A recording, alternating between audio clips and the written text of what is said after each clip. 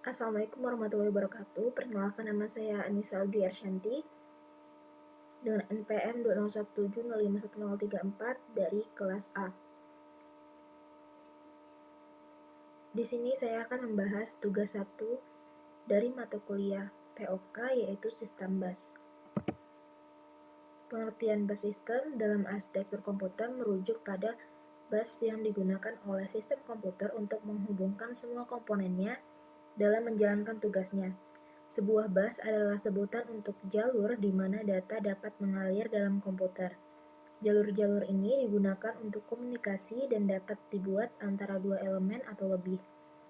Data atau program yang tersimpan dalam memori dapat diakses dan dieksekusi oleh CPU melalui perantara sistem bus.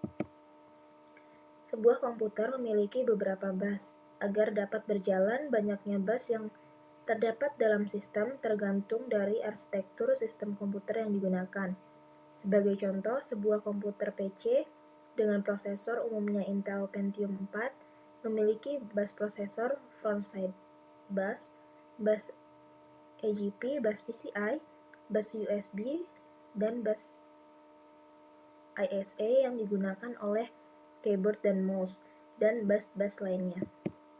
Bus disusun secara hierarkis karena setiap bus yang memiliki kecepatan rendah akan dihubungkan dengan bus yang memiliki kecepatan tinggi. Setiap perangkat di dalam sistem juga dihubungkan ke salah satu bus yang ada. Sebagai contoh, kartu grafis AGP akan dihubungkan ke bus AGP. Beberapa perangkat lainnya, utamanya chipset atau controller, akan bertindak sebagai jembatan antara bus-bus yang berbeda.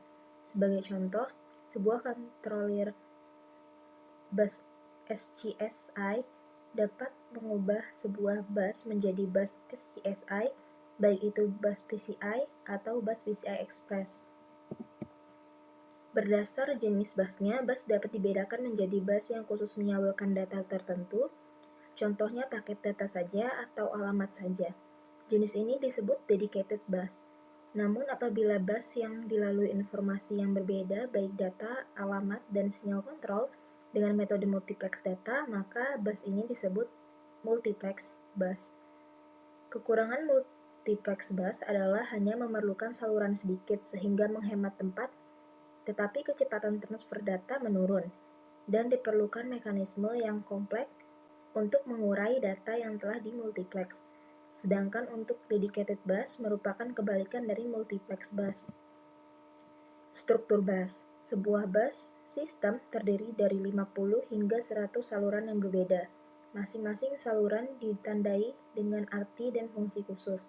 Walaupun terdapat sejumlah rancangan bus yang berlainan, fungsi saluran bus dapat diklasifikasikan menjadi 3 kelompok, yaitu saluran data, saluran alamat, dan saluran kontrol. Yang pertama, saluran data memberikan lintasan bagi perpindahan data antara dua model sistem.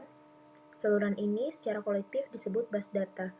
Umumnya bus data terdiri dari 8, 16, dan 32 saluran. Jumlah saluran dikaitkan dengan lebar bus. Lebar bus data merupakan faktor penting dalam menentukan kinerja sistem secara keseluruhan.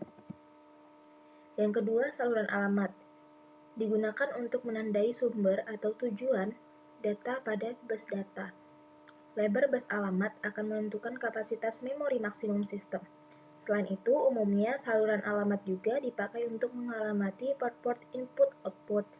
Biasanya bit-bit order lebih tinggi dipakai untuk memilih lokasi memori atau port input-output pada modul. Yang terakhir, saluran kontrol digunakan untuk mengontrol akses ke saluran alamat dan penggunaan data dan saluran alamat. Karena data dan saluran alamat dipakai bersama oleh seluruh komponen, maka harus ada alat untuk mengontrol penggunaannya.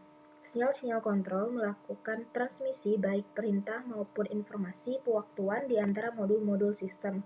Sinyal-sinyal pewaktuan menunjukkan validitas data dan informasi alamat. Sinyal-sinyal perintah menspesifikasikan operasi-operasi yang akan dibentuk. Baiklah, sekian dari saya. Terima kasih. Wassalamualaikum warahmatullahi wabarakatuh.